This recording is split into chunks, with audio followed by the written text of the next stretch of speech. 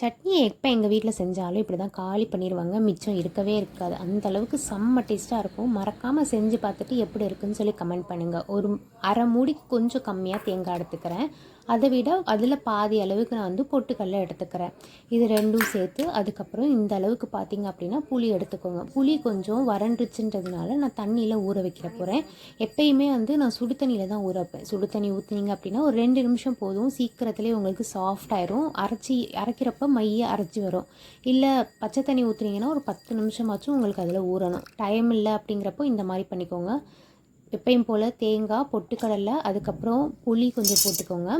அதுக்கப்புறம் ஒரு 2 நல்லா காரமான பச்சை மிளகாயை சேர்த்துக்கோங்க. அதுக்கப்புறம் 2 பல் பூண்டு. இது வந்து நான் எப்பயுமே தோலோடு தான் சேர்ப்பேன். அப்போ தான் இதில் உள்ள சத்தெல்லாம் அப்படியே இருக்கும். நம்ம புளி, ஊற வச்ச புளி, அதுக்கப்புறம் இதை நல்லா அரைச்சிக்கோங்க. இந்த புளியை ஊற வச்ச தண்ணி இருக்கு இல்லையா, அதையே ஊற்றிக்கலாம். அது இல்லாமல் கொஞ்சம் தண்ணி எக்ஸ்ட்ரா வேணாலும் ஊற்றிக்கோங்க. நல்லா மைய அரைச்சி வர வரைக்கும் அரைச்சிக்கோங்க.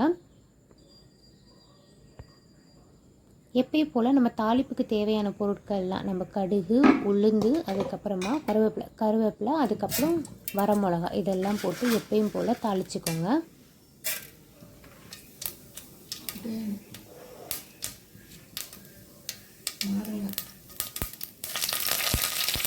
நல்லா உங்களுக்கு தாளித்து வந்ததுக்கப்புறமா வெங்காயம், ஒரு முழு வெங்காயத்தை நல்ல மீடியம் சைஸாக கட் பண்ணி சேர்த்துக்கோங்க.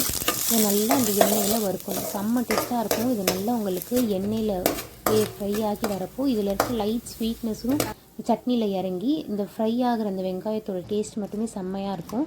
இதோட என்ன பண்ணால் நம்ம சட்னியை சேர்த்து நல்லா தண்ணியையும் ஊற்றி மிக்ஸி ஜாரில் இருக்கிறதையும் சேர்த்து வாஷ் பண்ணிவிட்டு கொஞ்சம் தேவையான அளவு உப்பு சேர்த்துக்கோங்க. உப்பு சேர்த்து நல்லா கலக்கிட்டிங்க அப்படின்னா நம்மளோட சட்னி ரெடி.